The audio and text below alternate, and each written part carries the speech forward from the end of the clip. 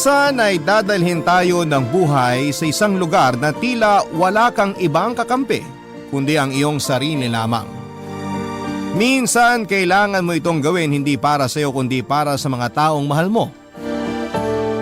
Ikaw kapuso, kaya mo bang magtiis alang-alang sa iyong mga minamahal? Dear Papa Dudut, ang sabi nila kapag nagmahal ka ay handa mong tiisin ang kahit na ano, lalo na kung para sa pamilya mo.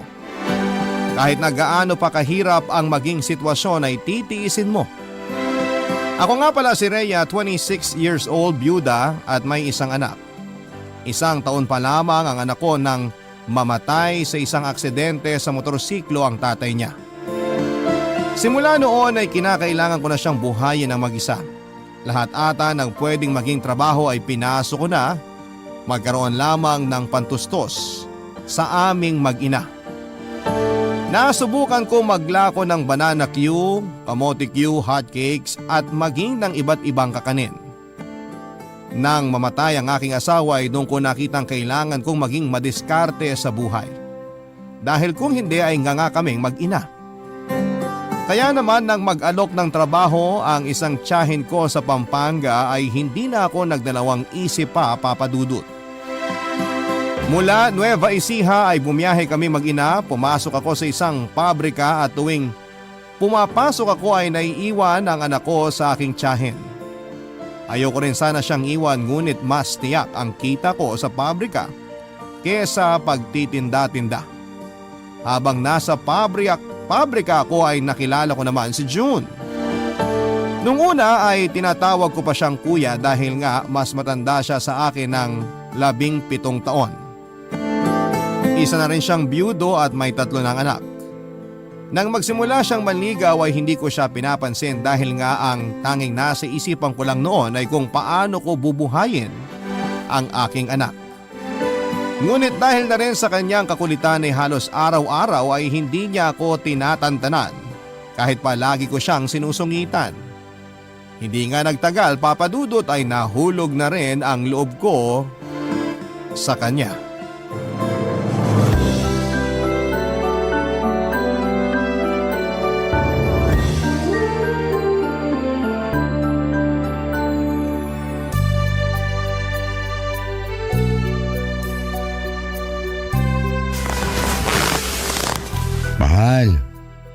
Mahal, gising na. Bakit? Ang aga pa Pagluluto mo pa ako na agahan. Ha?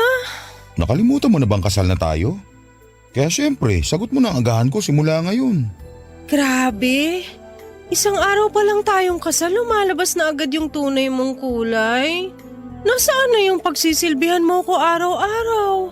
Di ba ikaw din naman? Sinabi mo rin kaya yun. Nagbago na ba kagad ang isip mo dahil nakuha mo na ang katawan ko? Hoy! Ang kapal na mukha mo ha? Hindi ba dapat ako magsabi niyan? Ikaw naman, mahal. Hindi ka na mabiro. Halika na. Bumangon ka na at baka lumamig pa yung sinangag. Sinangag? Yun pala yung naaamoy ko kanina pa. Akala ko na nanaginip ako Ibig sabihin nakaluto ka na? Oo naman. Dahil unang araw natin bilang mag-asawa, ako muna magluluto ng almusal. Pero bukas ikaw na, ha? So sinasampulan mo lang ako kung paano yung gusto mong luto ng almusal mo, ganun ba? Hindi naman sa ganun. Gusto ko lang din matikman mong luto ko na bihirang-bihira akong ginagawa. Talaga? Nakabango na nga at nang matikman yung espesyal na sinangag na yan. Sumunod ka na sa lamesa, ha? Magtitimpla lang ako ng kape. Naku, napaka-sweet naman pala ng asawa ko. Ipagtitimpla pa ako ng kape. Oo na, sige na, susunod na ako.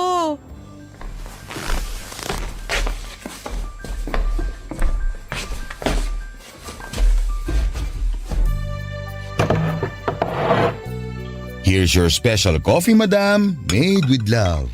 Wow! Ang bango naman nito. Siyempre naman. Pero sino mas mabango? Yung kape o ako? Siyempre, itong kape. Talaga lang ha? Kaya pala pa na yung siksik mo sa akin kagabi. Akala ko nga lit ang space ng kama natin kasi grabe ka sumiksik. Para ako mahuhulog. Hoy, hindi Hindi yan totoo. Di nga ako masyadong nakatulog kasi ang init. Baka ako ang napuyat dahil may isang mama dyan na panay ang kalabit. Eh bakit? Bawal ba yon? Eh bagong kasal nga tayo eh. Siyempre nasabik ako sa'yo. Okay lang naman yun. Pero hindi lang isang beses Hindi lang dalawa. Abay, gusto pang tumatlo. Bakit? Hindi ka ba nag-enjoy? Nag-enjoy. Kita mo na. Kunwari pa nagre-reklamo, gusto rin naman. Tama na nga ang ganitong usapan ng aga-aga eh. Sige na, baka lumamig na yung special sinangag ko. In fairness, masarap nga itong sinangag mo Aba, syempre. Punong-puno yata ng pagmamahal yan. Kaya dapat kumain ka ng marami. Nako, sa dami ng pagod ko kagabi, mukhang mauubos ko talaga to. Nga pala mahal, mukhang kailangan natin umuwi sa probinsya namin. Bakit? May nangyari ba? May sakit daw kasi si tatay. Ganun ba? Sige, kailan ba tayo aalis? Sa makalawa na siguro. Magpapaalam muna ako sa pabrika kasi baka kailangan natin magstay doon ng mga 1 linggo. Umuwi kami ng Lanao del Sur at sa kauna-unahang pagkakataon ay nakilala ko ang pamilya ni June. Nang magpakasal kami sa Huwes ay parehong wala ang aming mga pamilya. Una dahil malayo sila at pangalawa ay nagdesisyon kaming gawing sobrang simple lamang ang aming kasal. Doon ko lang din nakilala ang 3 anak ni June na puro mga lalaki. Aaminin ko papadudot na hindi madali ang naging sitwasyon namin. Agad kong naramdaman na hindi patanggap ng mga anak ni June na may bago na siyang asawa. Kahit sa pananatili sa kanilang lugar ay hindi madali dahil hindi ko naintindihan ang salitang ginagamit nila doon. Tagalog at kaunting Ilocano ang alam ko samantalang ang mga tao roon ay Maranawang gamit. Salita na kahit isa ay hindi ko alam. Mahirap pala magpunta sa lugar na wala kang naiintindihan. Tuwing pinagtitinginan ako ng mga tao doon ay hindi ko naintindihan ang kanilang mga bulungan. Hindi ko tuloy alam kung pinagtatawanan ba nila ako o nasa isip ko lamang yon dahil nga hindi ko sila naiintindihan. At dahil malakas naman ang loob ko ay hindi ko na lamang pinapansin ang mga ito. Kahit nahihirapan ako ay pinilit kong makisama sa mga tao doon. Mahal ko si June at kailangan ko ring matutunan at mahalin ang lugar na kinalakhan niya. Hindi madali pero kinakaya ko naman. Pero kahit gaano ko pa gawin ang pagsusumikap na makisamang mabuti ay hindi rin talaga magiging madali kung ang mismong biyenan mo ang may ayaw sa'yo.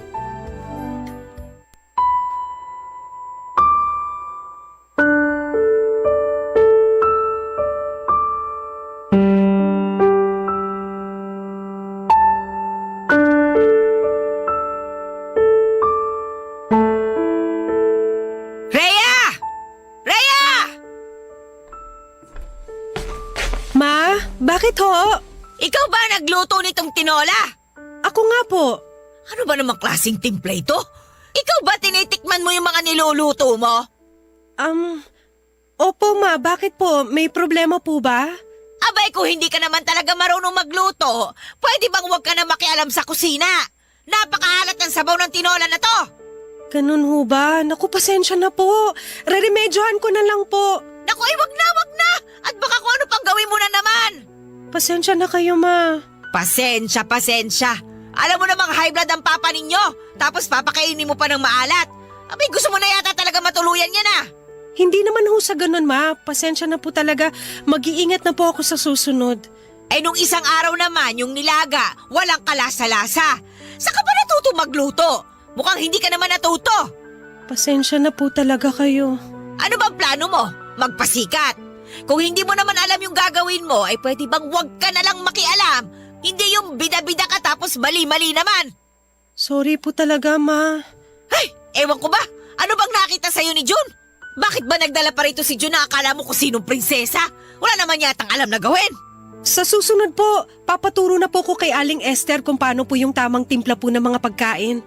Kung ako sa'yo, wag mo nang itanong. Wag ka na lang makialam. Hayaan mo na si Esther sa kusina. Sige po, Mama. Huwag ka na magpanggap. Halata namang lumaki kang walang alam sa kusina o sa mga gawaing bahay eh. Yung mga ganyang kutis, kitang-kita namang hindi sanay magtrabaho. Hindi naman po, Ma. Marunong din naman po talaga ako sa mga gawaing bahay. Lumaki po kaming walang kasambahay kaya natuto po ako. Pwes, mukhang hindi ka natutong maigi. Pasensya na ho kayo. Mas pagbubutihan ko na lang po sa susunod. Ay nako, paano na lang pag kayong dalawa na lang ni Jun na magkasama? Baka naman puro anak ko na lang ang gagawa sa bahay ha? Hindi po ganun, Ma. Madalas po naghahati kami sa mga gawaing bahay. Lalo po ngayon na kakasimula lang po namin magsama. Inaaral pa lang din po namin kung paano hahatiin ang mga gawain. Pinalaki ko masipag yung anak ko na yan, kaya alam kong marunong talaga yan sa bahay. Siguro naaabuso mo siya dahil masyado siya mabait. Alam ko pong mabait po talaga si June. Kaya ko nga po siya nagustuhan eh. Akala mo rin siguro marami siyang pera, no? Kaya kahit napakalayo ng agwat ng edad ninyo, pinatulan mo pa rin siya. Hindi po ganun, Ma. Mahal ko po talaga si June kaya ako siya pinakasalan. Kahit po alam ko may 3 anak na rin siya. Eh pareho lang naman kayo ah. May anak ka rin naman, di ba? Baka nga kaya mo pinakasalan yung anak ko para may sumalo ng responsibilidad mo sa anak mo. Hindi po totoo yan. Ay, naku! Huwag mo akong daanin dyan sa paiyak-iyak mo. Kung hindi mo kaya rito sa pamamahay ko, pwede ka namang umalis. Alam ko pong hindi kayo agad maniniwala pero gusto ko pong malaman nyo na mahal ko po talaga si June. Ay, bahala ka kung anong drama ang gusto mo. Basta ang sinasabi ko lang ha, huwag ka nang makialam sa kusina o sa kahit na ano rito sa bahay kung hindi mo naman alam. Para hindi ka nakakasira. Naiintindihan mo ba yon? Opo, pasensya na po talaga kayo, Ma.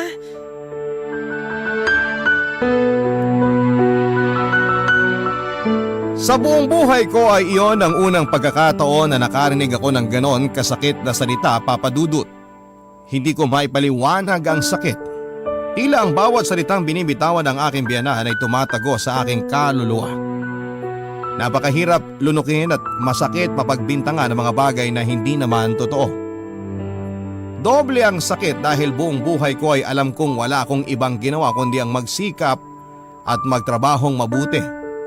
At kahit na itanong mo pa sa mga taong nakakakilala sa akin ay alam nila kung gaano ko pinaghihirapan ang lahat ng bagay na meron ako.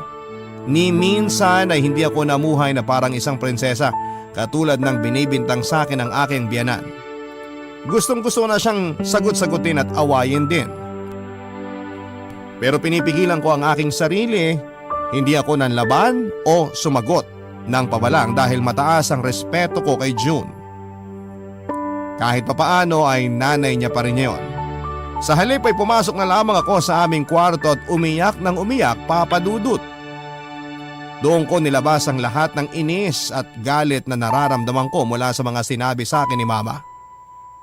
Mga bintang na lahat ay hindi totoo. Hindi ko rin alam kung bakit ayaw niya sa akin.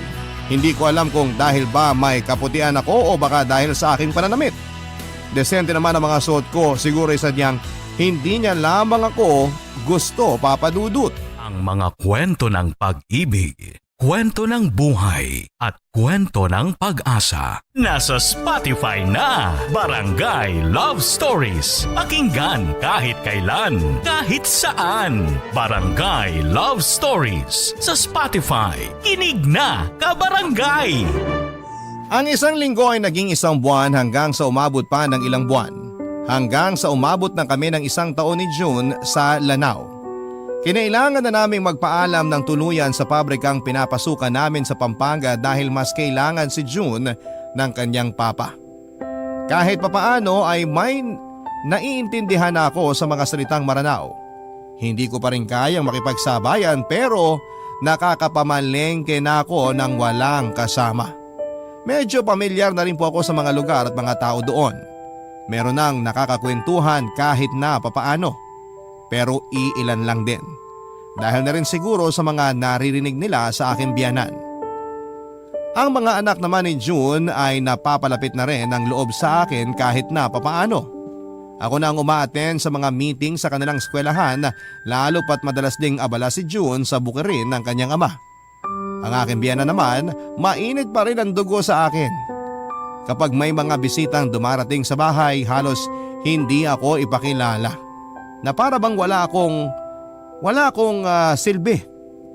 Marami pa ring pagkakataon na pinagdadabugan niya ako at nasasabihan ng masasakit na salita, Papa Dudut.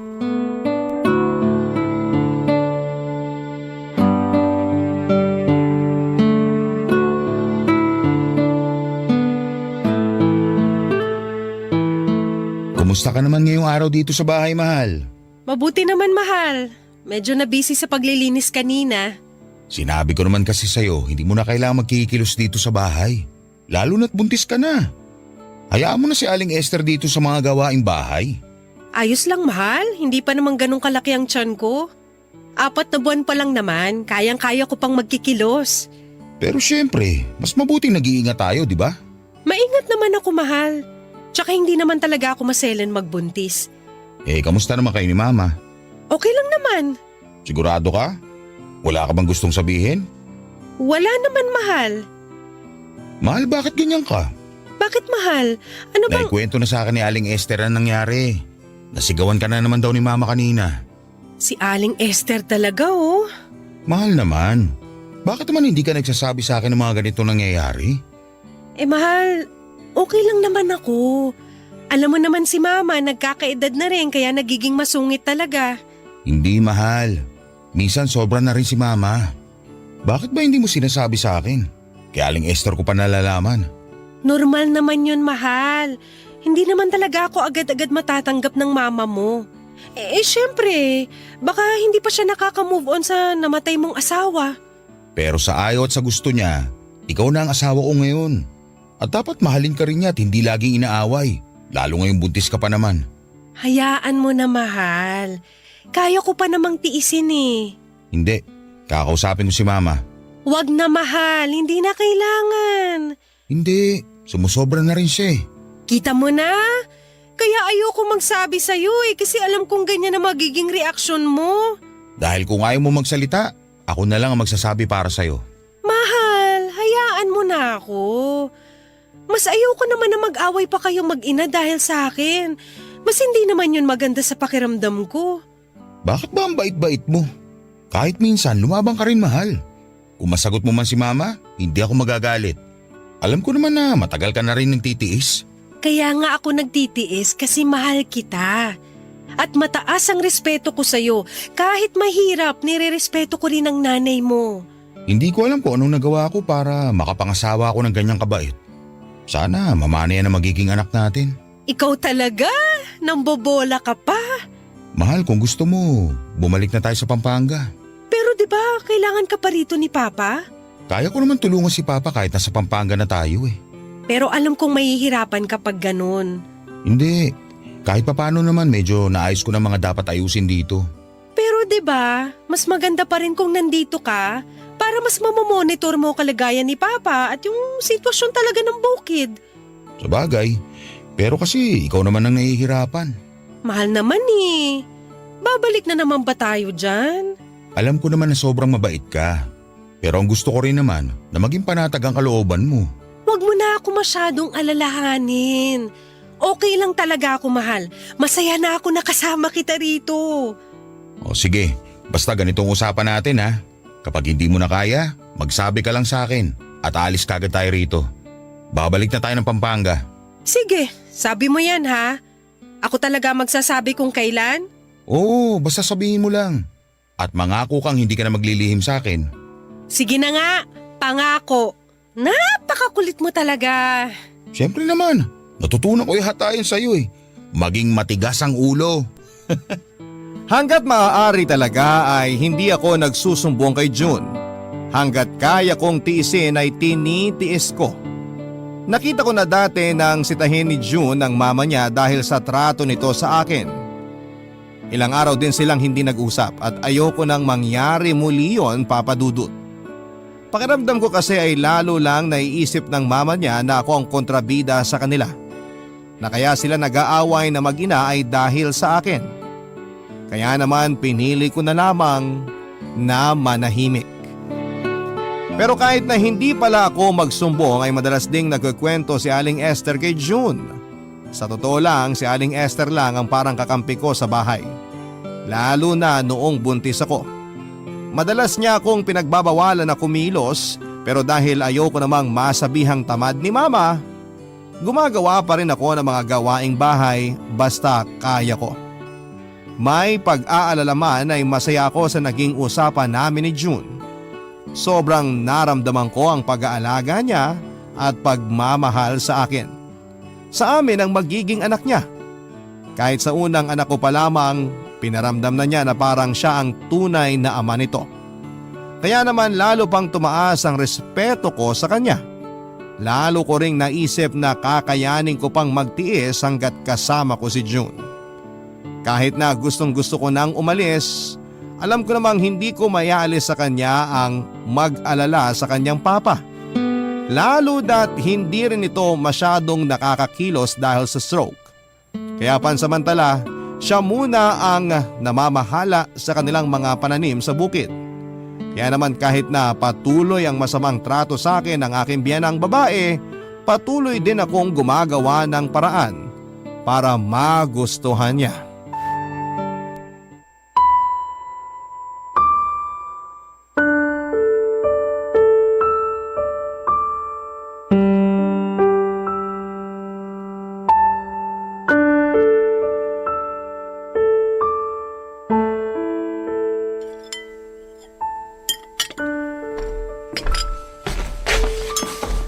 Kumakain na ho pala kayo, Ma?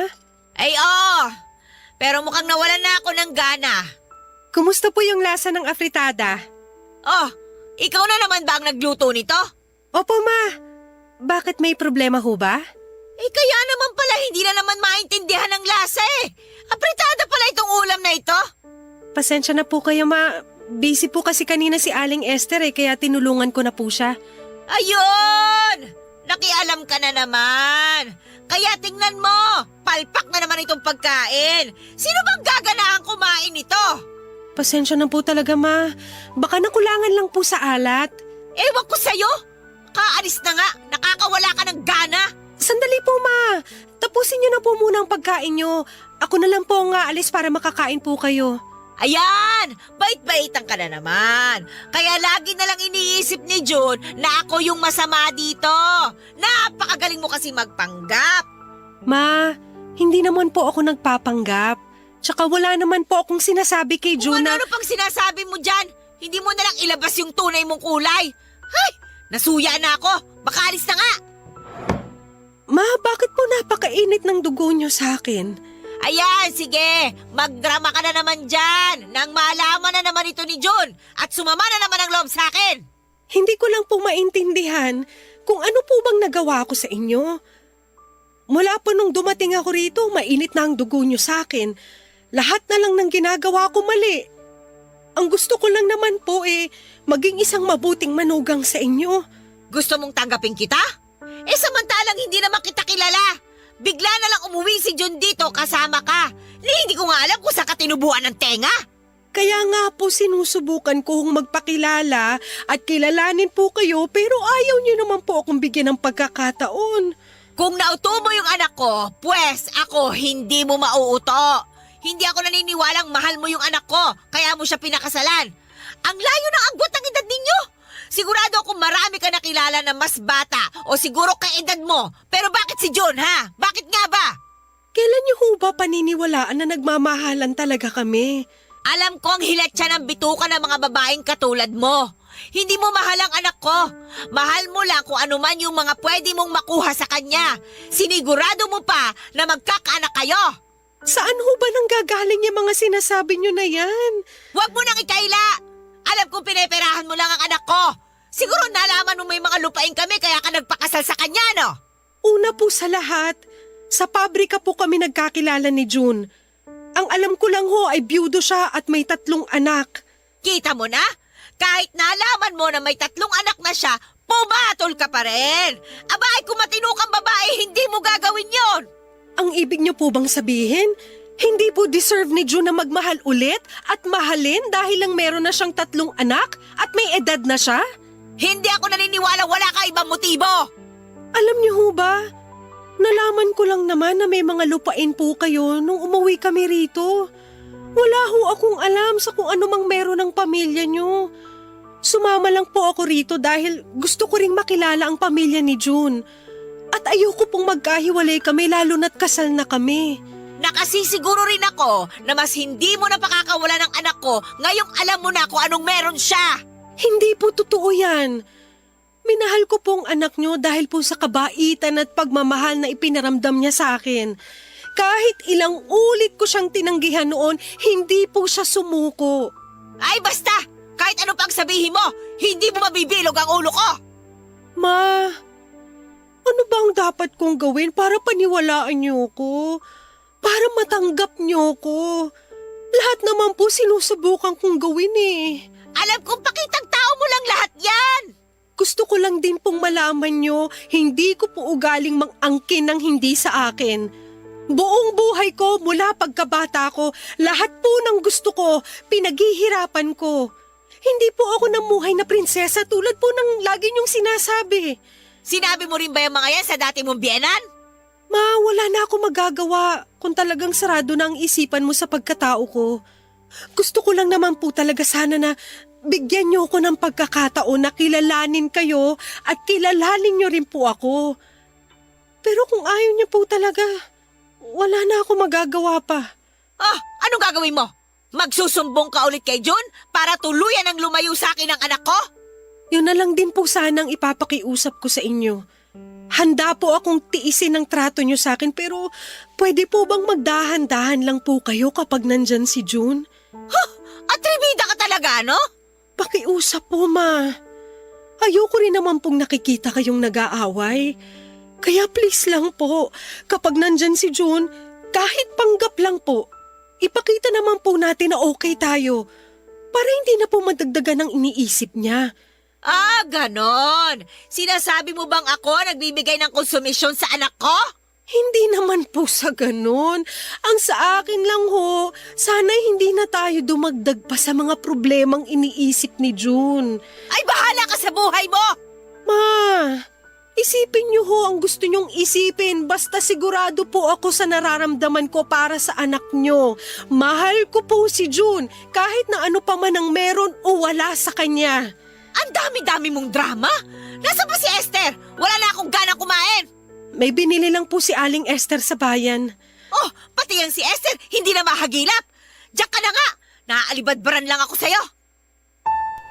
Papadudot ng mga oras na yon ay napuno na rin ako. Hindi ko na rin napigilang sabihin kay mama ang mga nasa isipan ko at damdamin ko. Sinubukan ko pa rin maging mahinahon kahit napapaano at ayoko pa rin siyang mabastos sa loob ng sarili niyang pamamahay. Pero pakiramdam ko kahit na ano pang paliwanag ang gawin ko ay sarado na ang isipan niya. Sabi nga ng mga hipag ko ay bilib daw sila sa akin dahil sa tiyaga ko at pagtitiis. Wala raw talagang manugang ang gustong makasama sa bahay si mama dahil sa kanyang ugali. Ako lang daw ang nakatagal ng ganyan sa kanya. Pagkatapos ng usapan naming yon, kahit papaano ay hindi na masyadong pinapansin ni mama ang mga ginagawa ko. Pero ganon pa rin siya sa akin, malamig pa rin ang kanyang pakikitungo. Hanggang sa makapanganak na ako ay halos hindi pa rin ako kibuin ng aking biyanan. Paminsan-minsan ay hinahawakan at binubuhat naman niya ang kanyang apo. Kahit napakahirap na ay pinili ko pa rin magtiis. Sa kabila ng mga sama ng loob ay hindi ako sumuko, papadudot, para kay June at para na rin sa aming mga anak. Kabarangay, i-share mo ang iyong barangay love stories. Sabay-sabay nating pakinggan ang iyong kwento ng pag-ibig, buhay at pag-asa. Ipadala lang sa barangaylovestories@yahoo.com. Papadudot, matagal kong sinekreto kay June ang naging sagutan namin ni mama noon. Alam ko kasing magagalit siya at natakot akong hindi niya mapigilan ang sarili niya at awayin na naman ang kanyang mama. Yun naman ang lagi kong iniiwasan, ang mag-away sila, Papa Dudut. Ngunit minsan ay nadulas ako sa kanya. Kahit na sinabi kong matagal na yon, ay kitang-kita ko pa rin ang mukha niyang naiinis. Ginawa ko ang lahat para pigilan siya, ngunit dahil doon ay muli na naman niya akong inaya na umalis na at bumalik na sa dati naming tinitirhan. Pero dahil alam ko na hindi pa maayos ang kalagayan ng kanyang ama, ay hindi naman ako pumayag. Ayoko magkamali siya ng desisyon dahil lamang sa akin. Hindi ko namalayang umabot na pala kami ng 3 taon sa Lanao. Kahit papaano ay nagkaroon na rin ako ng mga kaibigan at kakwentuhan. Medyo naaral ko na rin ang kanilang salita, kaya sabi nga nila, hindi na raw ako pwedeng maibenta. Malamig man ang pakikitungo sa akin ng aking biyanang babae, ay masaya pa rin ako dahil ramdam kong lalong tumitibay ang pagmamahalan naming mag-asawa. Lalo na noong magkaanak kami at palagi niyang pinaparamdam sa akin na hindi ako mag-iisa. Na kahit na anong mangyari ay kakampi ko siya. Nabawasan na rin naman ang sungit sa akin ni Mama, lalo na noong lumalaki na ang kanyang apo.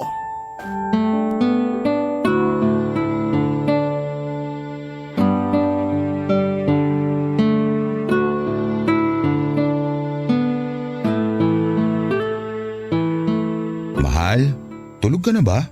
Oo, mahal. Tulog na ako. Mahal naman eh. Ano ba kasi yun? Gusto ko sana… Mahal, hindi pwede. Katabi natin dito yung bata, baka magising. Ha? Ano bang nasa isip mo, mahal? Eh kasi sabi mo gusto mo ng ano. Gusto ko sana mag-usap tayo. Yun lang naman ang sasabihin ko, mahal eh. Ikaw siguro gusto mo, no? Uy, hindi ah. Magtigil ka nga dyan. Hoy, gusto ng mahal ko. Mahal, ang ingay-ingay mo, baka magising yung anak natin. Ang hirap pa naman patulugin. Ay, nahihiya siya. Ewan ko sa'yo. Ano ba kasi sana yung sasabihin mo? Hoy, iniba ang usapan. Baliw ka talaga, bahala ka nga dyan. Eto naman, hindi na mabiro. Huwag ka na mapikon. Ano nga yung sasabihin mo? Itong mga nakaraang araw kasi, nag-uusap kami ni Papa. Nakita mo naman, di ba? Kahit papaano, umu-okay na siya. Nakakakilos na ulit. Nakakapasyal na ulit dun sa bukid niya. Nakakatuwa nga na gumagaling naman na si Papa. Nung isang araw nga nabuhat na niya tong apo niya. Sobrang saya ng ngiti. Sayang hindi mo nakita. Talaga? Sayang nga, hindi ko nakita. O ano bang pinag-usapan niyo ni Papa? Naisip ko kasi na baka pwede na tayong umalis dito. Anong sabi ni Papa? Okay na ba sa kanya? Kaya niya na ba? Ayun nga, sabi ni Papa, kung gusto ro natin umalis, okay naman lang sa kanya. Eh ikaw ba, ano ba sa tingin mo? Tingin mo ba kaya na talaga ni Papa kapag iniwan mo siya? Tingin ko naman kaya niya na. Tsaka nandyan naman yung katiwala niyang si Mang Ernie. Naisip ko rin na baka mas mapabilis pa nga yung recovery niya kung sisimulan niya ulit yung mga dati niyang ginagawa. Sa bagay, mas makakapag-exercise nga siya kung pupunta-punta siya sa bukid. Kaya sa tingin ko, pwede na tayong umalis talaga. Anong plano mo? Anong plano natin? Oo nga pala. So anong ang plano natin? Sabi kasi ni Papa, kapag umalis na tayo, bibigyan niya tayo ng pwede nating pampuhunan ng negosyo. Parang yun na rin daw yung kita ko dun sa 3 taon na ako namamahala sa bukid. Oh, kung aalis tayo, saan naman tayo pupunta? Babalik ba tayo ng Pampanga? Gusto mo pa bang bumalik dun? Iniisip kong pwede tayong bumalik dun o kaya umuwi sa inyo sa Nueva Ecija at doon na tayo magtayo ng negosyo. Pwede rin. Tagal ko na rin hindi nakakauwi sa amin. Tsaka alam ko namang matagal ka na nagtitiis kay Mama. Kaya ngayong okay na si Papa, wala ka na maidadahilan sa akin. Panahon na para ikaw naman ang isipin ko. Wala naman sa akin yun eh. Handa naman ako magtiis basta ang mahalaga. Magkasama tayong dalawa, buong pamilya natin. Napakabait talaga ng asawa ko. Diba? Nangako ko sa iyo noon na mamahalin kita kahit anong mangyari at lahat ng mahal mo ay mamahalin ko rin kahit na gaano pa kahirap. Ang galing mo nga eh. Nakikita ko rin na panatag na loob sa'yo ng 3 anak kong barako. Mapapait na bata naman sila. Nung simula talagang nananansya lang muna. Hindi ka naman kasi talaga mahirap mahalin. Nambobola ka na naman. Totoo naman kasi. Sadyang mabagsik lang talaga yan si mama. Bata pa lang ako, takot na sa kanya yung mga kaklase ko. Kasi nga masungit. Minsan masungit ka rin. Kaya nga siguro madalas kayong magtalo dahil pareho kayong mainitin ng ulo. Napansin mo rin pala? Marami nga nagsasabi na namana ako kay mama yung pagiging masungit. Pero ewan ko ba? Pagdating naman sa'yo, tumitiklop ako. Asus! Hayang ka na naman sa mga hirit mong sigurado ako na may kasunod. Alam na alam mo na. Siguro iniintay mo rin. Umamin ka na, mahal. Shh! Huwag kang maingay at baka magising yung anak natin. Sige na. Pabigyan mo na ako. Hindi tayo mag-iingay.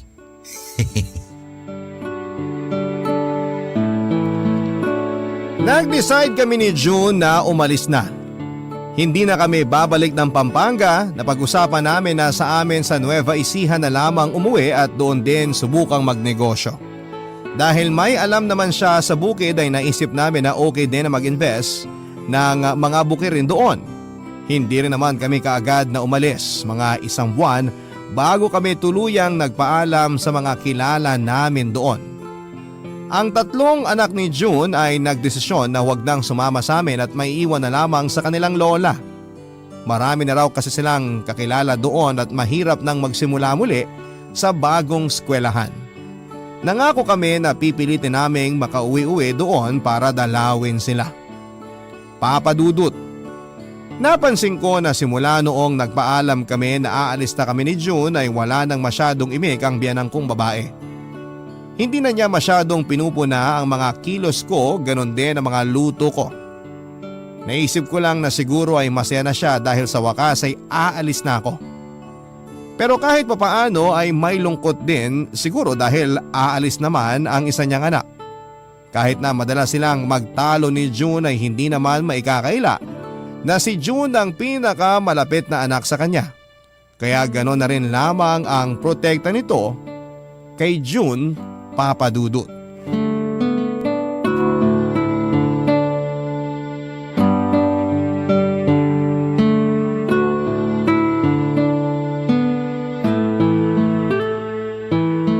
Paano ba yan, ma?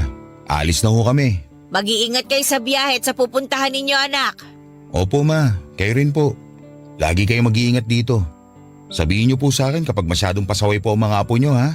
Huwag ka mag-alala, akong bahala sa kanila. Salamat, ma, ha? Ma, aalis na ho kami. Oy, Rhea, bago kayo umalis, may sasabihin sana ako. Nagmamadali na ba kayo? Hindi naman ho, ma. Ano po ba yon?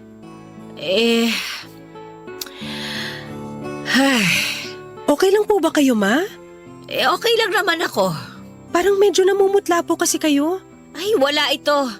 Ang gusto ko lang talagang sabihin. Ano po yun, ma? Huwag po kayong mag-alala. Hindi ko po pababayaan si June at ang apo ninyo. Aalagaan ko po sila. Alam ko naman kahit hindi ko yun ibilin, gagawin mo talaga yon. Ano po yung gusto niyo? Patawarin mo sana ako, Rhea. Po? Alam kong hindi ako naging mabuting biyenan sa'yo. Alam kong sobrang pinahirapan kita at pinasama ang loob habang nandito ka. Ma, Kahit hindi mo sabihin, alam kong sumama rin ang loob mo sa akin. Pero tiniis mo ng matagal. ang sabi ko po noon kay June, lahat ng mahal niya mamahalin ko rin kahit gaano pa kahirap. Salamat dahil ni minsan, hindi mo ako binastos kahit na madalas kitang inaaway. Alam ko naman po na ginagawa niyo lang po yun dahil pinoprotektahan niyo lang din ang inyong anak at mga apo. Pero dapat, ginalang pa rin kita bilang ikaw ang pinili ni June na makasama niya habang buhay. Hindi ko nagawa yung dapat na mga ginawa ko. Dapat sana nagabayan kita kahit papano. Wala po yun, ma. Marami rin naman po akong natutunan sa inyo. Talaga? Ano naman ang mga natutunan mo sa kasamaan ng ugali ko? Ma, dahil po sa inyo, lalo pa pong humaba ang pasensya ko. Tinuruan niyo ako maging matapang at huwag basta-bastang panghinaan ng loob. Salamat talaga, Rhea, anak. na pinagtiyagaan at pinagtiisan mo ang matandang katulad ko. Alam kong hindi ko na maibabalik ang panahon, pero sana ay mapatawad mo pa ako. Ma, napatawad ko na ho kayo, matagal na. Alam ko magiging isa kang mabuting asawa at ina. Huwag mo kong gagayahin, ha? Ma naman, gagayahin ko po yung pagiging protective nyo, pero hindi po yung ganong kahigpit o kasungit. Yung sakto lang. Oy siya, sige. Mag-iingat kayo. Palagi niyo akong babalitaan, Rhea, ha? Naku, tama na nga ang dramahan na to. Sige na, isang group hug na nga at baka maiwan na kami ng biyahe. Oli na kayo rito. Ay, naku, sige na, umalis na kayo. Mag-iingat kayo mga anak, ha? Mahal na mahal ko kayo. Mahal ka rin namin, ma. Kayo ni Papa.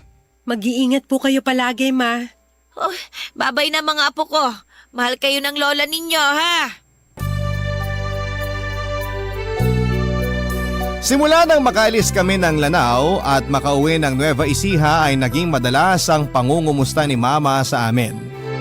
Madalas siyang tumawag lalo na nang matutunan niya ang video call.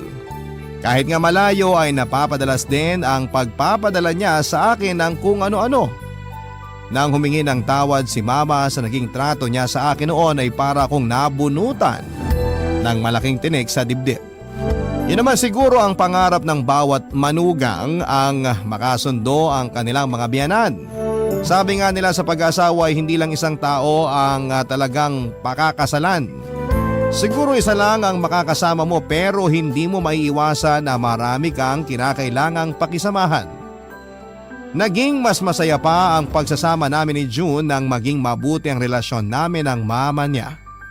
Ngunit sa kasamaang palad paglipas ng isang taon, pumanaw na rin po si Mama. Heart attack ang naging dahilan, Papa Dudut. Hindi na siya na-revive ng mga doktor. Kaya umuwi rin kami sa Lanao ng panahon na yon. Talagang kapag oras mo na ay oras mo na. Masaya na lamang ako na bago nawala sa mundong ito si Mama ay naging maayos ang aming relasyon. Doon ko rin po napatunayan, Papa Dudut, na hindi ba ganon kadali ang mga pagtsatsaga at pagtitiis natin ay talagang nagkakaroon din ng bunga. Maraming salamat po sa pagbasa ng aking liham at sana ay may natutunan din po kayo sa aking buhay. Ang inyong kabarangay forever, Rhea. Barangay Love Stories.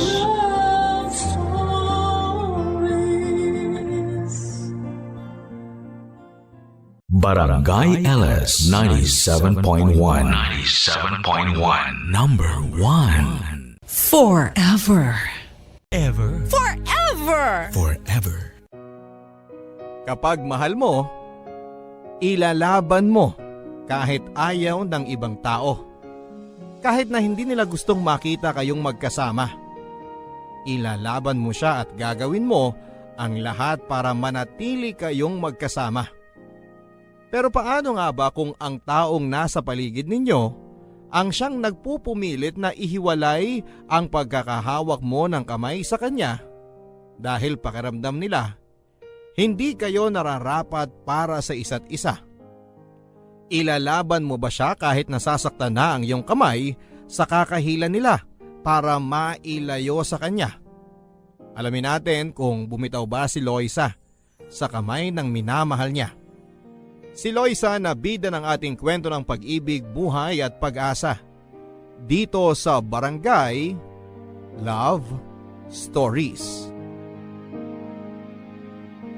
Dear Papa Dudut, ako po si Loisa at sa kasalukuyan ay 26 years old na ako.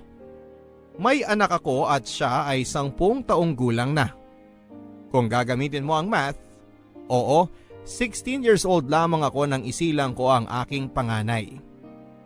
Kung gagamitin mo ang moral, baka nga wala raw ako noon, sabi ng mga taong nakakaalam sa maaga kong pagbubuntis. Hindi ko naman sila masisisi kung sakaling yon ang maging tingin nila sa akin. Maaga akong nagpadala sa tukso at maaga akong nagpaniwala sa mga pangako ng lalaking nakabuntis sa akin. Siya nga pala si Brandon. ang aking first boyfriend and first love. Ginamit niya ang kawalan ko ng kaalaman at experience sa pag-ibig para maisuko sa kanya ang aking katawan. Ganito kasi ang simula naming dalawa. Noong ako ay nasa edad 15 ay nakilala ko si Brandon. Mas matanda ito sa akin ng 5 taon. Miyembro ako ng cheerleading group sa high school at si Brandon naman ay isang dance instructor ang napili ng aming cheerleader advisor na magturo sa amin para sa gaganaping foundation day sa aming school. Gwapo si Brandon at halos lahat ng miyembro ng aming team ay may gusto sa kanya. Hindi na rin ako magkakaila, Papa Dudut. Pati po ako ay nabighani sa kanyang simpatikong itsura. Itim na itim ang kanyang bagsak na buhok, may dimple ito sa kaliwang pisngi, maputi, payat at matangkad. Ang mga mata nito para kang mahuhulog kapag titingin ka rito.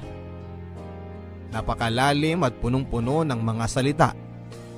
Ang mga ngipin nito na kasing puti ng perlas sa kailaliman ng dagat ang siyang nagdagdag hina sa aking mga tuhod. Kaya nga laking tuwa ko nang ako lamang ang binigyan niya ng atensyon sa aming lahat. Pakiramdam ko, Papa Dudut, ay napakaganda ko ng mga oras na yon. Pakiramdam ko ay ako ang reyna sa sarili kong mundo. Kaya nga halos saksakin na ako ng matalim na tingin ng mga kamag-aral ko noon, lalo na ang cheerleader namin. Pero wala akong pakialam dahil para sa akin, ako ang gusto niya. Ako lang at wala ng iba. Nang matapos ang kontrata nito sa aming team ay inaya ako nitong lumabas. Libre daw niya ako ng ice cream at mangga. Parehong paborito ko. Umuo kaagad ako. Hindi ko na kailangang pag-isipan pa ang sagot ko dahil kitang-kita naman siguro na talagang gustong-gusto ko siya. Naging masaya ang date na yon para sa akin. Pinasyal niya ako sa park, sa swing at sabay kaming nagpaligsahan kung sino ang may pinakamataas na mararating. Lagi akong panalo. Halata namang pinagbibigyan lang niya ako. Nakakakilig tuloy. Ilang beses siguro kaming lumabas-labas bago nito sabihing gusto niya ko talaga. Nung umamin ito ay agad ko na siyang sinagot. Bakit kailangan pang patagalin, gusto ko rin naman siya, hindi ba? Nagsimula na ang aming relasyong dalawa. Punong-puno, Papa Dudut, ng paru-paro ang paligid sa tuwing magkasama kaming dalawa. Akala mo ay lagi kaming nasa cloud 9 kapag magkasama kami. After class ay sinusundo na ako nito para mamasyal, mag-date, mag-mall at minsan kapag wala ng parents niya ay sa bahay niya kami tumatambay. Hindi alam ng magulang ko ang tungkol sa amin dahil panigurado ay kukontrahin nila ako dahil higit na matanda sa akin si Brandon at hindi pa ako tunay na dalaga. Nasa high school pa lamang ako at priority ko ang pag-aaral na naging problema na ngayon dahil sa madalas kong ang kasama si Brandon ay napapabayaan ko na ang aking pag-aaral. Kapag tinatanong ako ng aking magulang kung ano ang nangyayari ay sinisisi ko na lamang ang pag-cheerleading. Kaya naman pinilit akong pahintuin ang aking ina dito. Isa na namang problema dahil hindi naman cheerleading talaga ang dahilan kung bakit ako lumalagapak sa klase. Ngayon, nadamay pa sila. Kailangan ko nang maibalik sa dati ang pag-aaral ko. Kung hindi ay mauubusan ako ng isisisi sa aking mga magulang kung bakit ako bumabagsak. Sinubukan ko namang mag-aral muli ng maayos. Pero sa tuwing nandyan si Brandon ay nawawala ang gana ko sa pag-aaral at tanging siya lamang ang nakikita ko. Siya na lang ang inaatupag ko. Perming napamahal na ang musmus kong puso sa kanya. Sana nga balang araw ay hindi ko pagsisihan ang desisyon kong unahin siya sa lahat at ibigay ang lahat-lahat sa kanya. Oo, Papa Dudut. Binigay ko ang lahat-lahat sa kanya. Pati ang katawan ko at kainosentehan ay isinuko ko na sa kanya nang walang pagdadalawang isip. Mahal ko eh. Isang bagay na sana ay hindi ko ginawa dahil sa huli, ako rin pala ang magdurusa.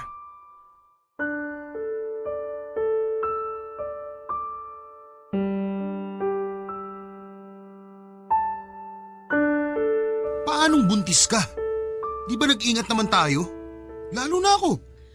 Akala ko rin eh. Ginawa naman natin lahat pero kasi... Sigurado ko ba sa sinasabi mo? Baka naman... Hindi na nga ako dinatnan mula pa nung nakaraang buwan. Pangalawa na ngayon. Never nangyari sa akin to, Brandon. Baka naman na-delay ka lang. Kapupuyat natin. O baka naman may kinain ka nagpauro sa buwan ng dalaw mo. Hindi naman nakaka-apekto ang pagkain sa dalaw, Brandon. Anong di nakaka-apekto? Huwag mo nga akong gawing bobo. Hindi ko naman sinasabi yun eh. Ang sa akin lang, sigurado akong buntis ako. Hanggat wala kang matibay na patunay na buntis ka nga, hindi ako maniniwala. Ito, O ano yan? pregnancy test. O tapos, Positive. ang labo naman, Lois eh. Paano to? Inikot mo ako eh. Paanong pinikot? Eh higit sa lahat, ikaw ang may pinakagusto nitong mangyari. Huwag mo sa akin isisi to. Paano ako nakakasiguro sa akin yan? Ano? Paano ako nakakasigurong hindi ako nasalisihan? Ano bang pinagsasasabi mo dyan? Naniniguro lang ako. Aba malay ko ba kapag hindi tayo magkasama eh, may ibang lalaki na sumasalisi sa'yo. Huwag mo nga akong pagbintangan ng ganyan. Alam mo na lagi tayong magkasama. At ikaw ang nakauna sa akin. Wala akong iba at ikaw lang ang mahal ko. Hindi. Hindi pwede to. Ayoko. Anong ibig mong sabihin?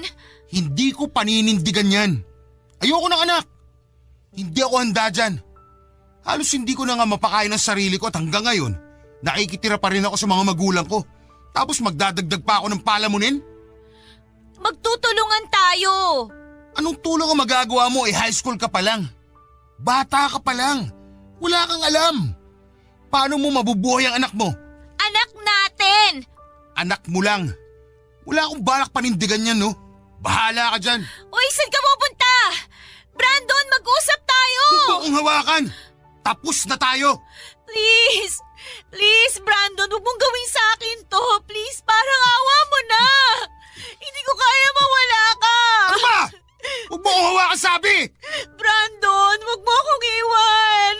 Mahal na Hindi kita mahal, kaya huwag mo akong mahalin! Sabi mo. Kalimutan mo na lahat ng sinabi ko! Pero ang sabi Kalimutan mo na rin ako!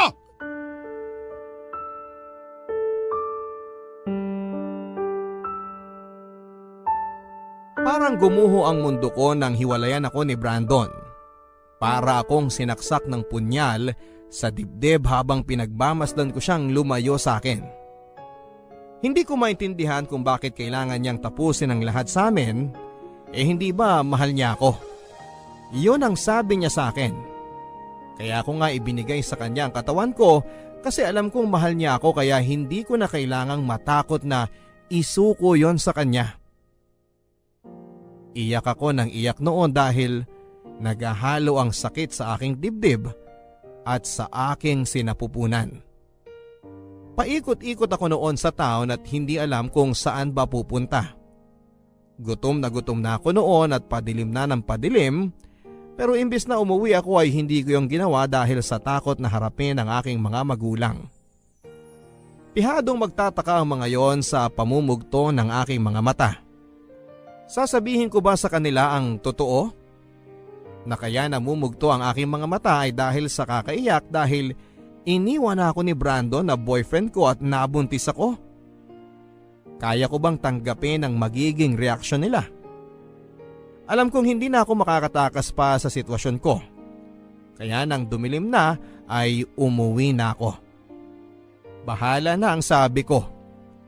Kung mapansin man nila ay sasabihin ko. Diyos ko, sana ay matulungan mo ko. Napansin nga ng aking ina ang aking mga mata at ang gulo at pawisang kong buhok. Niyakap ako nito at tinanong kung ano ang nangyayari sa akin. Akala ko noon ay hindi ko magagawang sabihin ng totoo pero nang tumitig ako sa mga mata ni Mama, doon ay sinabi ko na ang lahat. Iyak ako ng iyak at niyakap niya ako at pinatahan. Hindi ko inaasahan na ganito ang magiging reaksyon niya. Pagkatapos noon ay dumating naman ang aking ama. Si Mama na ang nagsabi ng lahat. Iba ang reaksyon niya kay Mama. Nagalit ito pero hindi niya ako sinaktan. Nang mailabas na nito ang lahat ng galit niya sa pamamagitan ng mga salita, ay lumapit ito sa akin at niyakap ako. Binulungan ako nito. Sosuportahan daw niya ako at hindi nahahayaang pang makalapit sa akin ng lalaking nakabuntis sa akin. Magpakatatag daw ako.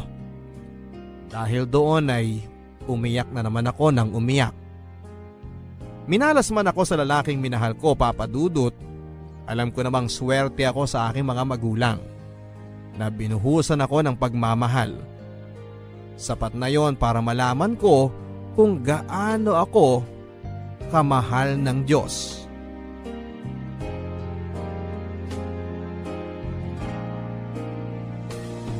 Mabilis na lumipas ang panahon. Nakapanganak na ako at hindi ko na nakita pang muli si Brandon. Naalala ko pa kung ilang gabi akong nagsayang ng luha ng dahil sa kanya. Saka ko lang naramdaman na nakamove on ako sa kanya noong isinilang ko na ang anak kong lalaki. Nung nakita ko ang maliliit niyang mga kamay at mga paa, noong nilagay siya sa aking dibdib, doon ko napatunayan na anak lang pala ang magsasalba sa puso ko. Pinangalanan ko siyang Joshua. Sinunod ko sa aking namatay na kapatid.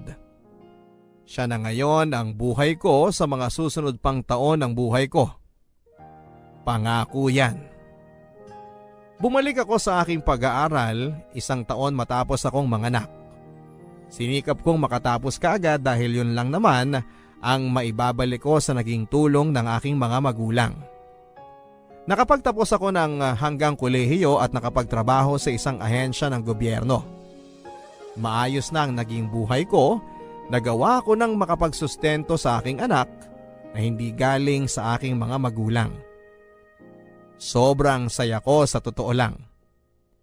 Nakakapagod ang magtrabaho pero sa tuwing uuwi ako at makikita ko ang anak ko, ay nawawala ang lahat ng yon at napapalitan ng saya.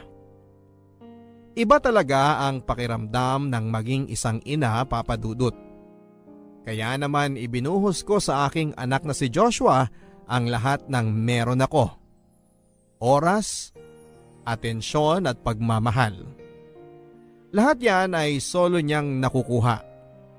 Hindi na nga rin ako nagkaroon pa o umasa na makakahanap pa ng isang lalaking mamahalin bukod sa aking ama at anak.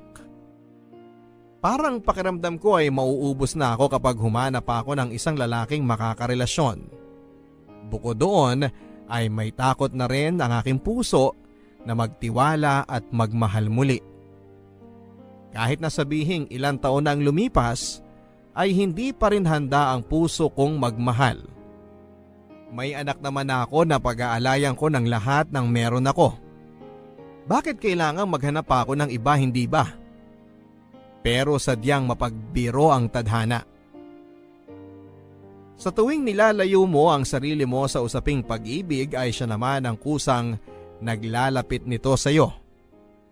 At ang nilapit sa akin ng tadhana ay si Peter.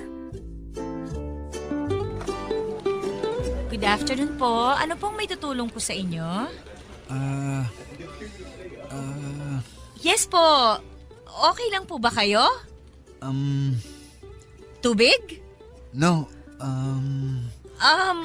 What po? sorry, medyo ano kasi. Wait lang po O ito juice. Mukhang kinukulang ka na ng sugar sa katawan eh. Mukhang nangihina ka na. Thank you, Miss. Loisa. Yes, Loisa. Yan na naman tayo eh. Sorry, ang ganda mo kasi. Um, Ano yun? Juice? ha? Sa'yo na lang tong juice. Mukhang ikaw naman yung kinulang sa sugar. Ay, hindi. Sa'yo na yan. Nahawakan mo na eh. Porke ba nahawakan na ng iba, di na pwede? Ay, hindi naman. Ano ba kasing may tutulong ko sa'yo? Humahaba na kasi yung pila, oh. Yes, sorry. Man, you're so beautiful. Hindi to linya para sa pick-up lines, ha? Alam ko, nagandaan lang kasi ako sa'yo. Sir? Peter na lang. Sir Peter, nasa trabaho kasi ako ngayon. Kaya please, wala akong oras sa mga sinasabi mo tungkol sa itsura ko. Ano nga ulit ang kailangan mo? Business permit para sa negosyo kong milk tea. Okay. Ito ang kailangan mong i-process para mag-grant ang business permit na kailangan mo. I-check mo na lang lahat ng kailangan dyan, ha? Tapos punta ka dun sa window 22. Tapos ipa-verify mo lahat ng details na may susulat mo dito at sila rin na magbibigay ng ibang instruction sa'yo. May tanong pa po ba kayo, sir? Yes. Ano po yun? May boyfriend ka na ba?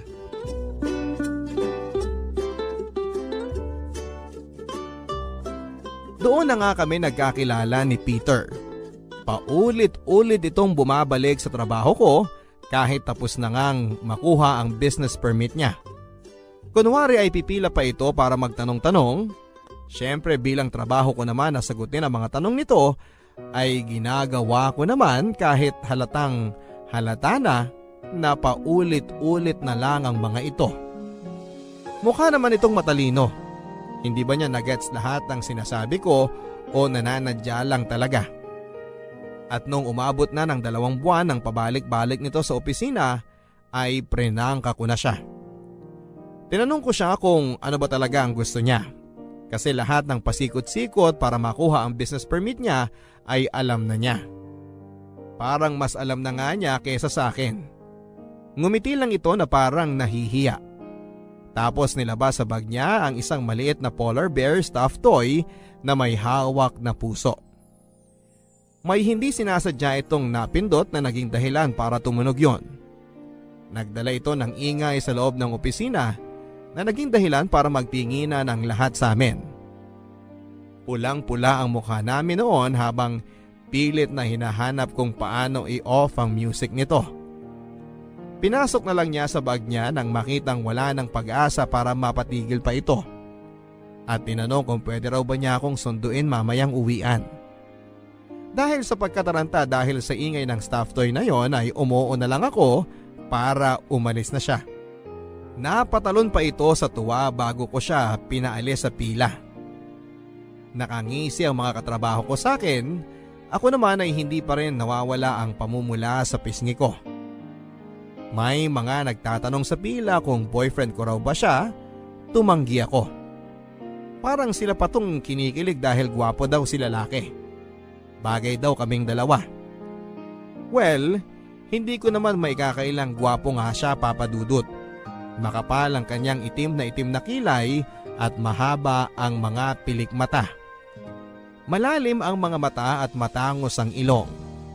Maputi ito at hinuhulaan ko pa rin kung may lahi nga ba ito. Siguro meron kasi may freckles ito sa pisngi. Gwapo nga talaga.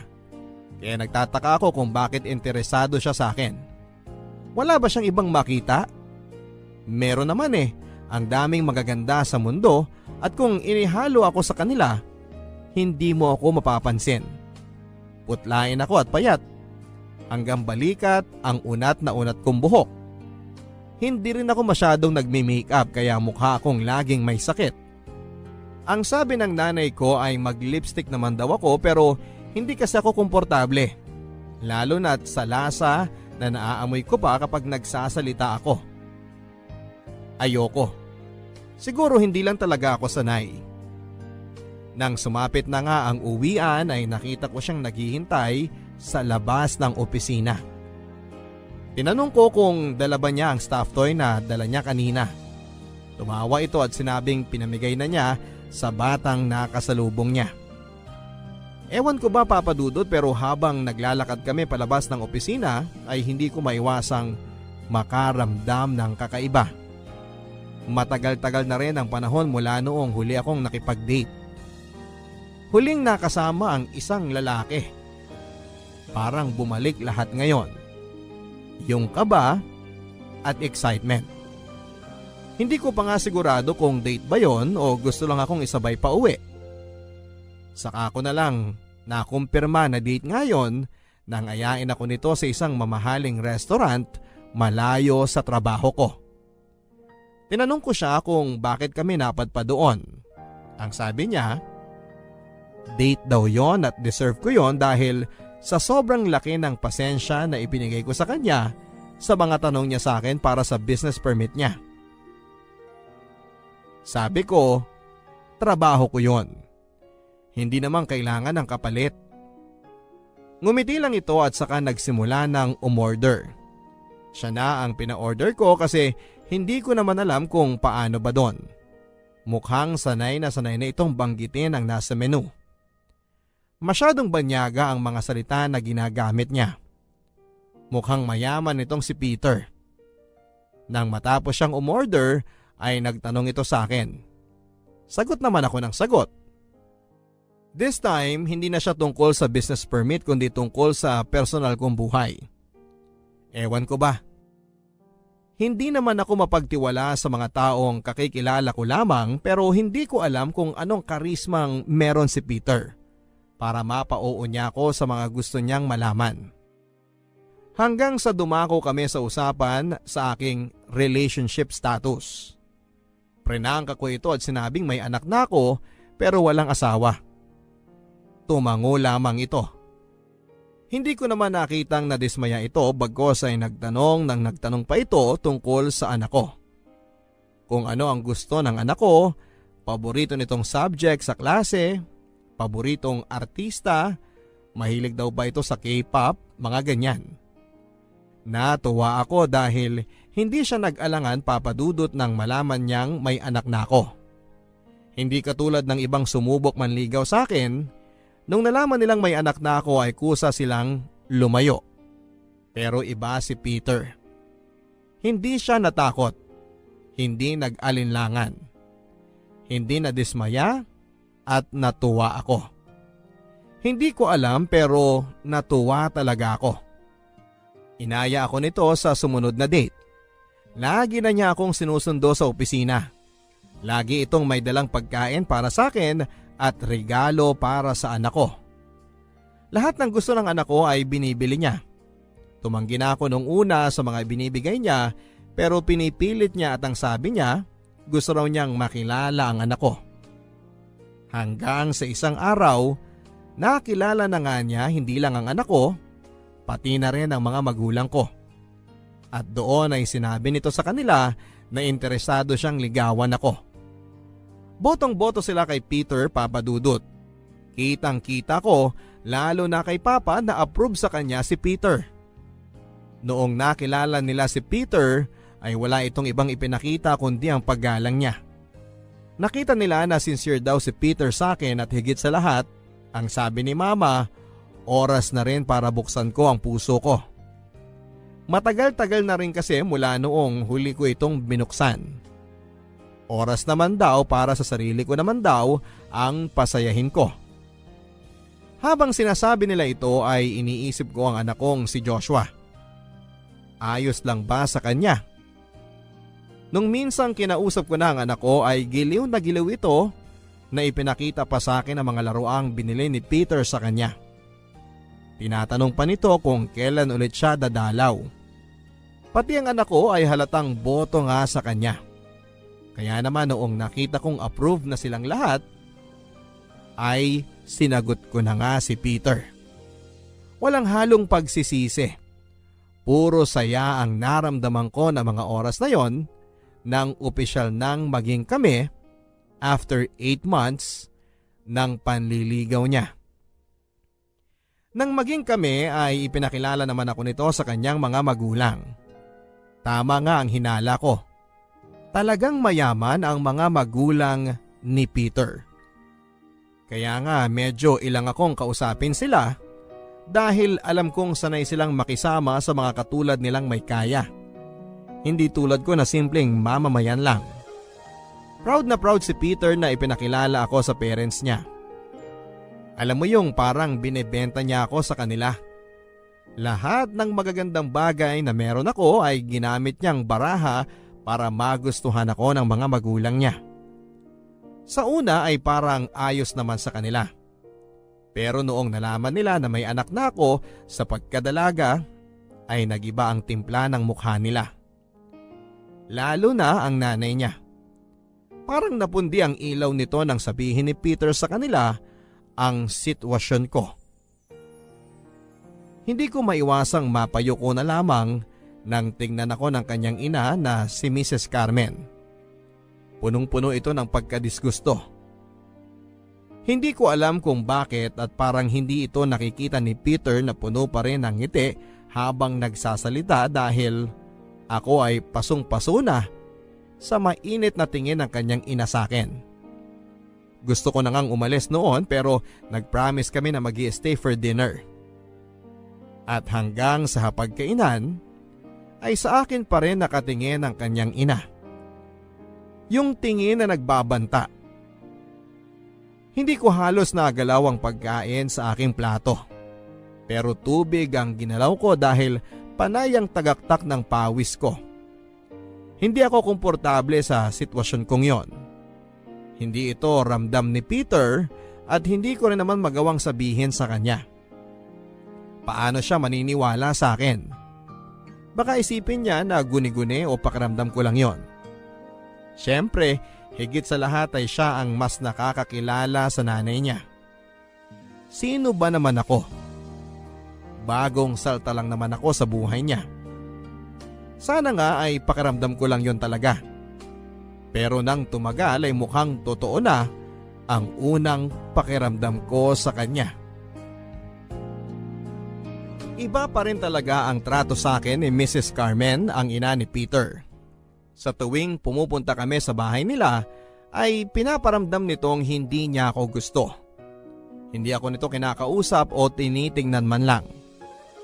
Hindi naman ito nahahalata ni Peter at masyado kasi siyang focus sa pag-aasikaso sa akin.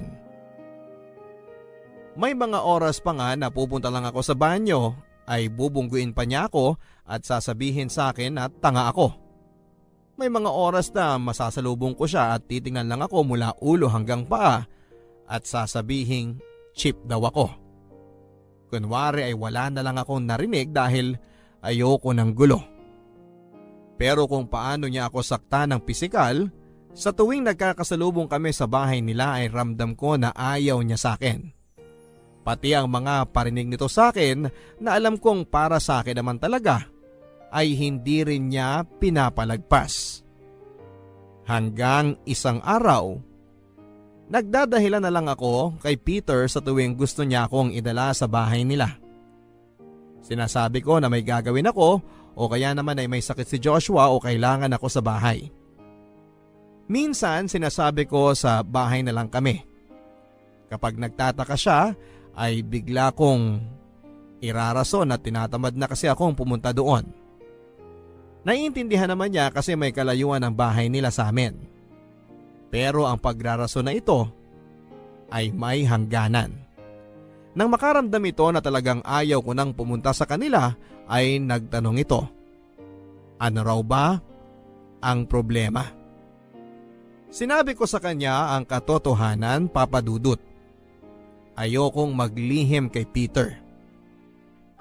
Di rin maganda na itatago ko ang nararamdaman ko dahil kung sakaling kami man ang magkatuluyang dalawa ni Peter balang araw ay kailangang alam na nito ang nangyayari para agad mabigyan ng solusyon. Sinabi ko sa kanya ang mga napansin ko at lahat-lahat hanggang sa maliliit na detalye ay hindi ko pinalagpas. Nakinig naman ito pero hindi ko alam kung ano ang takbo ng utak niya. At nang matapos na ako magkwento ay siya naman ang nagsalita. Tama nga ang hinala ko. Hindi ito naniwala at sinabing pakiramdam ko lang daw yon dahil hindi naman kami magkakilala pa ng husto. Ang solusyon na nakikita pa nito ay makipag-bonding pa ako sa nanay niya. Huwag daw akong lumayo. Ang sabi ko ay hindi ko na kaya, pero sabi niya ay dapat ko raw gawin dahil mabait daw ang ina niya. Hindi na lamang ako umimik noon. Aaminin ko na nasasaktan ako dahil hindi niya ako pinaniwalaan, pero ano bang laban ko, karelasyon ko lang siya, hindi ba? Nanay niya yon. Kaya tumahimik na lamang ako at alam kong nahalata niya yon, kaya nagplano ito ng gagawin para matigil na ang issue sa kanyang ina. Papadudot, inaya niya ako makipag-live-in sa kanya. Tumira na raw ako sa kanila. Papatunayan daw niya na iba ang pagkakakilala ko sa nanay niya. Tumanggi ako at natatakot ako. Ayoko. 1 taon pa lang kaming mahigit, baka mas lalo itong magalit sa akin. Pero sinabi ni Peter na bigyan ko raw ng chance ang plano niya. Hindi ko alam, pero parang ayoko. Nang makita nitong tahimik lamang ako ay may dinagdag pa siya sa plano niya. Isama ko raw si Joshua para komportable ako. Napatingin na lamang ako kay Peter. Seryoso ba siya? Isasama niya ang extra baggage ko sa bahay nila? Sabi niya, siya na raw ang bahala sa lahat. Aampunin niya ang anak ko. Siya na raw ang magiging ama. Luhang-luha ako noon habang sinasabi niya ang mga plano niya. Hindi lang para sa akin kundi para sa anak ko. Sa isip ko ay napakaswerte ko para tanggapin ng ganito ang anak ko ng lalaking minamahal ko. At dahil sa sobrang ligaya ay pumayag ako. Bahala na.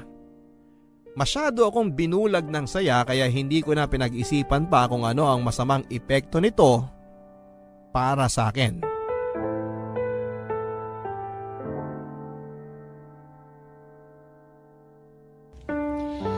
Ewan ko talaga kung tama tong desisyon natin, Peter.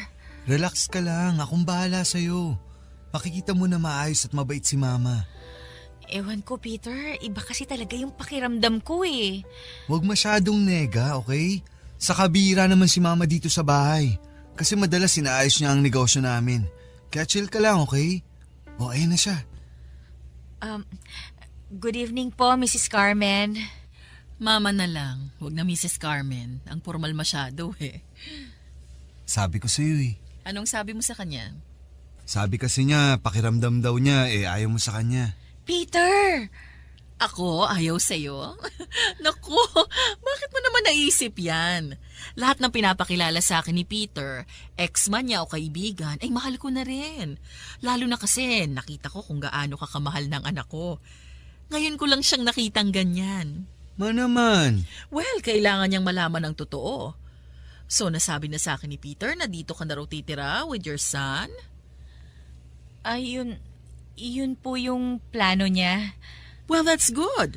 Para may nakakasama naman ako dito. Paano kasi itong si Peter? Madalas wala dito. Bukod sa inaayos niya yung ibang milk tea franchise namin, ay madalas magkasama kayo. Opo.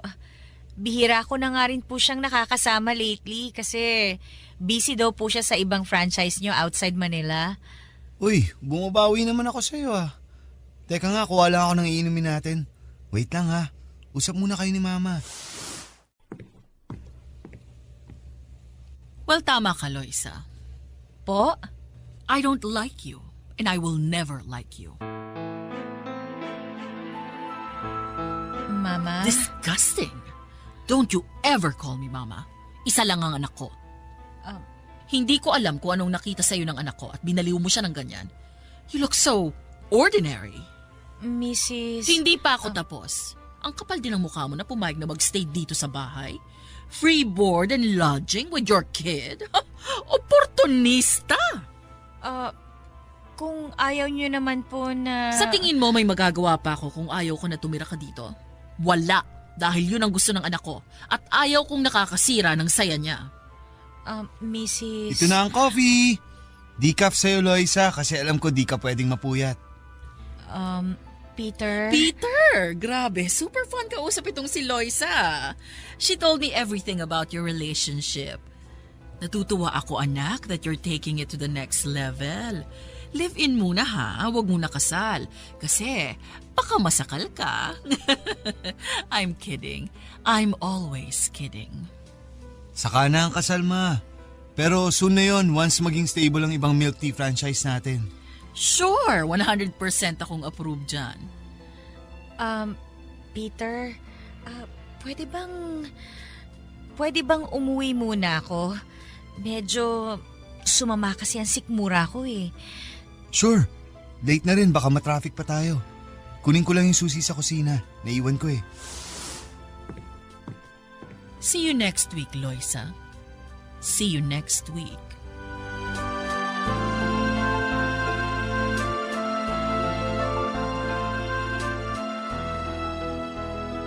Hanggang sa pag-uwi ay hindi ko makalimutan ang mga sinabi ng nanay ni Peter sa akin. Hindi ko ito binanggit kay Peter. Hindi ko rin naman alam ang mga sasabihin sa kanya.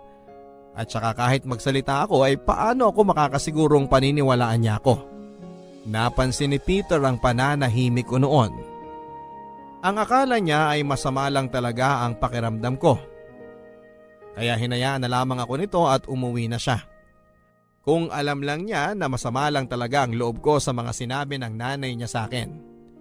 Hindi ko na nga rin alam kung paano iaatras ang plano namin na doon ako tumira. Nakabili na ng ibang kailangan namin para sa paglipat ko doon. Nakakahiya naman kung bigla akong aatras. Saka paano kung umatras nga ako? Ano ang irarasong ko sa kanya na dahilan? Hindi pwedeng sabihin na yon ay tungkol sa ina niya dahil baka pagmulan pa ng away namin. Gulong-gulo ako. Tama ba itong pinapasok ko?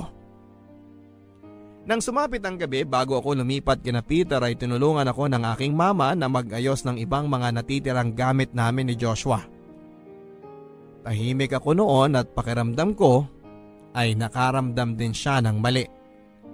Sinubukan ako nitong tanungin pero umiling ako at ang sabi ko ay ayos lang ako. Ayaw niyang maniwala.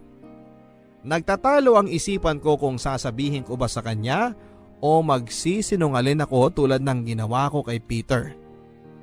Bumuntong hininga ko at sinabing nalulungkot lang ako kasi aalis na ako sa poder niya na totoo naman. Niyakap ako nito at umiyak siya. Nahawa ako at nakiiyak na rin. Marami itong binilin habang nakayakap sa akin hanggang sa dumating na nga si Papa at Joshua galing sa pamamasyal. Nakiyakap na rin tuloy sila kahit na hindi nila alam kung ano ang nangyayari. Napatawa na lang kami ni Mama. Kahit papaano ay gumaan ng loob ko at kahit papaano ay nawala na ang pangamba ko sa paglipat kong yon kina Peter. Bukas ng umaga ay susunduin na kami ni Peter. Kaya naman after naming magayos, uminom lang kami ng mainit na gatas nila Mama kasama si Joshua at nag-usap-usap. Nagtatawanan hanggang sa hinayaan na nila kami ni Joshua na magpahinga na. Ilang oras lang at sisikat na ang haring araw. Nakatakda na ang paglipat namin. 8:30 ng umaga nang sinundo kami ni Peter sa bahay. Nagpaalam na kami kina Mama at Papa na bakas pa rin ang lungkot sa mga mata nila pero pilit na nagpapakatatag para hindi na kami magdalawang isip na umalis.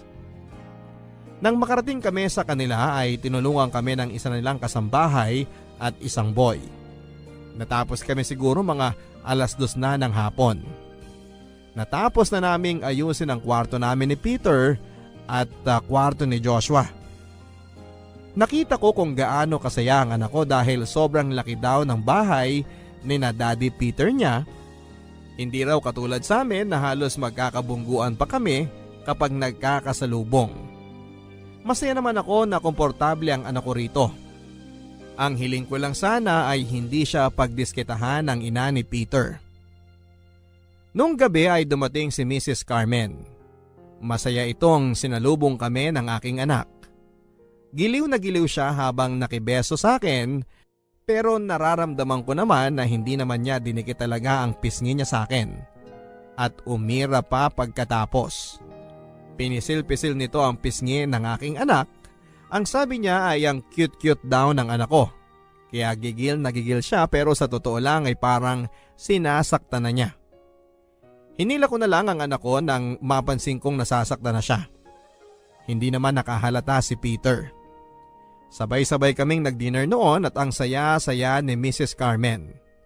Hindi ko alam kung totoo ba to o tulad ng dati ay kunwari lang. Nang umalis sandali si Peter para iayos ang parking ng sasakyan niya dahil dumating na ang tatay niya, ay saka ko nakumpirma ulit ang masamang ugali ni Mrs. Carmen. Lumapit ito sa akin. Tumabi sa akin. Inuubos ko na lang ang natitira kong ulam sa plato. Pagkaupo nito ay pinisil nito mula sa ilalim ang hita ko na may halong kurot. Binulungan din ako nito ng isang malutong na mura. Tumingin ako kay Joshua mula sa aking harapan at mukhang hindi naman niya narinig. Hindi ko alam ang isasagot. Kinurot ulit ako nito at sinabing gagawin niyang impyerno ang buhay ko at ang anak ko. Napatingin ako sa kanya. Damay ang anak ko? Pinigilan kong huwag maluha, Papa Dudut. Mabuti na lang at bumalik na kaagad si Peter. Tumabi ito sa akin at umalis na si Mrs. Carmen. Tinawag na ang kasambahay niya para magligpit na ng kinakainan naming lahat. Hindi pa tapos kumain ang anak ko noon at parang gustong magprotesta pero tinignan ko ito at umiling. Kaya naman wala nang nagawa pa ang anak ko kundi ang uminom na lamang ng tubig. Lumapit ako sa kanya at nilinisan ang kanyang mga kamay. Umakyat na rin si Peter after niyang maglinis ng mga kamay. Magsha-shower muna daw ito sa kwarto namin, sunod na lang ako ang sabi ko. Habang tinutulungan ko si Joshua na maglinis ng kamay at bibig, ay lumapit ako sa kasambahay nila at tinanong kung kumusta ba ang trato sa kanya ni Mrs. Carmen. Tumingin lang ito sa akin at hindi sumagot. Nagpatuloy na lang ito sa pag-aayos ng mga plato. Papa Dudut, nagtuloy-tuloy ang ginagawang kasamaan sa akin ni Mrs. Carmen. Mula sa mga pagmumura kapag nakikita ako nito, tatapakan ang mga paa ko at hihilahin ang buhok ko kapag nasasalubong ako nito sa kusina at walang nakakakita. Tiniis ko ang lahat ng mga ito. Hindi ko na rin siya matingnan sa mga mata dahil pakiramdam ko ay masusunog ako sa mga tingin niyang yon. Mabuti at hindi niya pinagdidiskitahan ng aking anak dahil hindi ko alam kung ano ang pwede kong magawa sa kanya kung sakaling may gawin itong masama sa anak ko.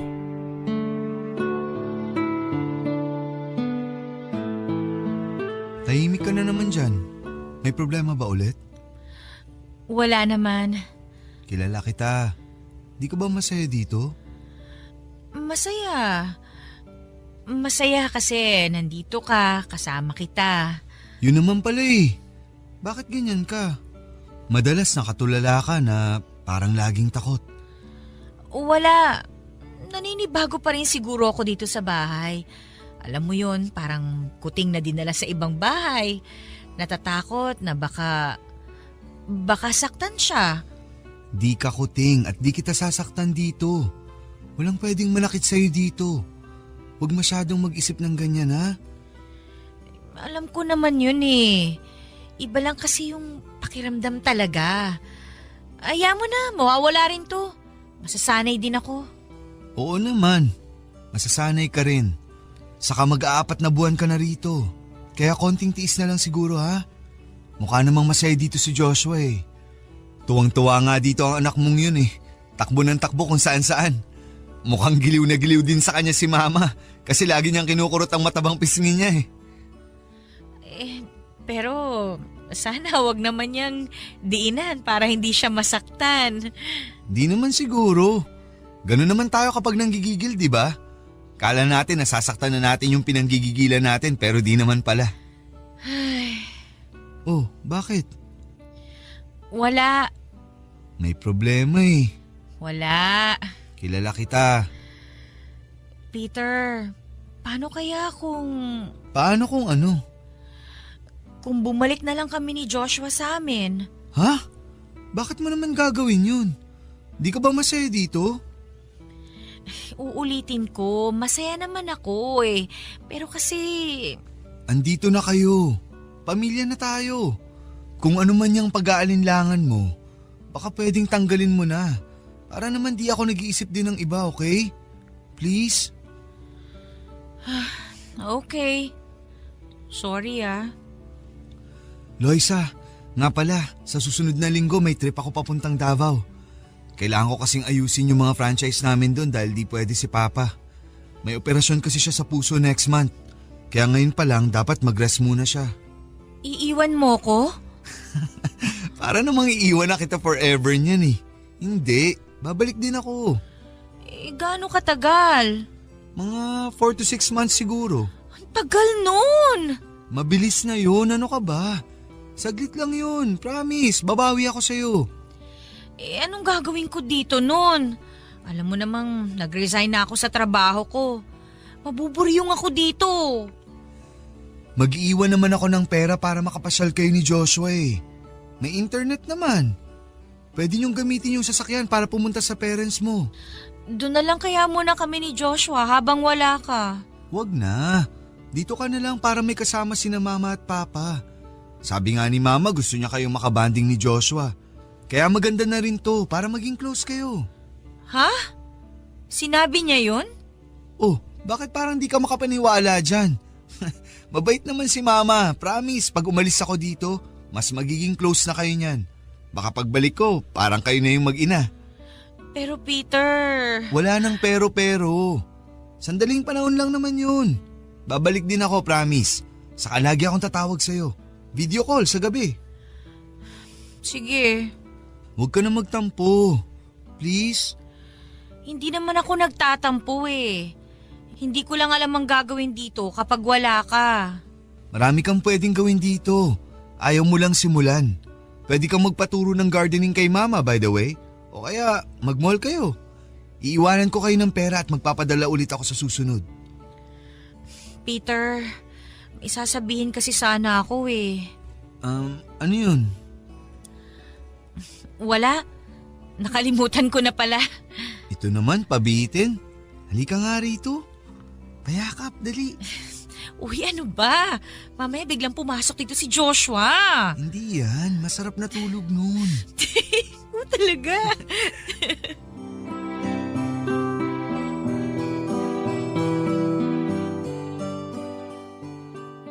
Sumapit ang araw ng pag-alis ni Peter at sumapit na rin ang araw na 100% na ang kasamaan ni Mrs. Carmen. Hindi lang mura ang inabot ko dito o pasimpleng sabunot, bunggo at sipa. Madalas papadudot kapag nakikita ako nito ay dumudura na lamang itong bigla sa aking balikat at mukha. Tatawa ito na parang nakakatawa ang ginawa niyang yon. Walang nakakakita.